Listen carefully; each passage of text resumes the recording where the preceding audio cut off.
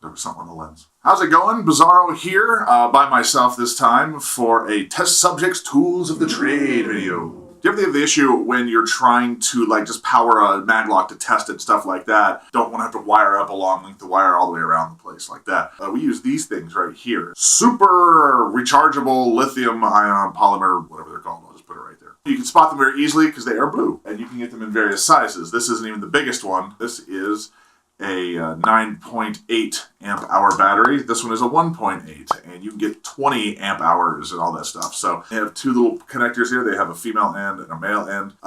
These both accept power. Technically, this is the one you charge in, but you can also plug power into either one of these. If you happen to have only a female cable laying around or a male cable laying around, it'll work either way. Aside from using these little screw terminal guys here, you can also get these pigtails here. I tend to just plug one of these into here so I can just quickly use my alligator clips. Then if I need to use this for something else, it just comes right off, which is super handy.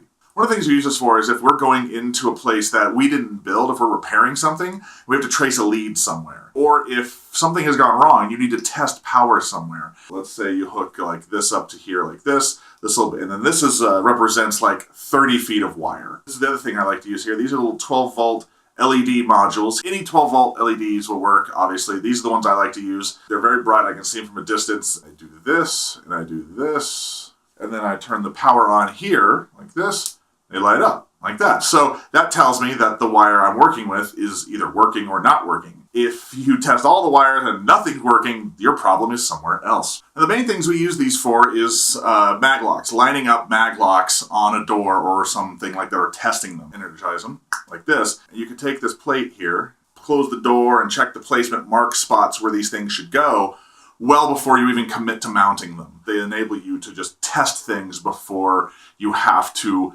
reinstall them. One of the other nice things about these is lets you test the voltage or the amperage of something. Let's say this again is hooked up to a very long lead. This tells me that this is 12.02 volts because it's recently been charged. Between these two things, this really helps you kind of dial in things that you're confused about or need to test to make sure they're functioning. Obviously, if you label all your wires properly, that won't be an issue, but sometimes you forget. Or sometimes somebody labels them in a really weird way, like instead of using tape, they'll label them on the wires, and you strip the wires, and then that label is gone.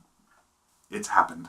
Another nice thing about these, and also can be frustrating as well, that these have kind of a circuit protection built into them. You turn these on, there's an LED. I don't know if you can see it. It's kind of a faint LED right there. For some reason, you get wires crossed. What ends up happening is that light goes off. That can be great as long as you remember that it does that. Because sometimes you'll just be like, why isn't this working? And you'll find two wires touching because your alligator clips twisted and touched each other or something like that. Usually, it will be two of us doing this. One person will be watching this thing while another person is up in a ceiling going, how about now? How about now? How about now? How about now? Which can be lots of fun, I tell you. I was going to say these are easy to find on like places like eBay and Amazon, but they're actually kind of not. If you put in like rechargeable battery pack, these don't always pop up. You have to put in like super polymer lithium ion battery. Usually they're listed under stuff for closed circuit TVs and stuff like that because they're used, I think, used as battery backups. We use them in props. One of the things I suggest as well is when you get these, charge them up fully and then run a test kind of to see how many amp hours you actually get out of the thing that you're running. Once these drop to about below 9 volts, they just cut off. Just because it says 9.8 amp hours,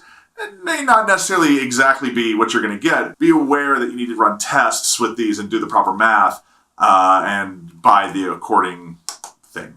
Hope you guys enjoyed this video, and if you have any questions, as usual, email us at youcan'tescapeus.com, and we'll be back with some more weird videos at some point in the future. Good luck.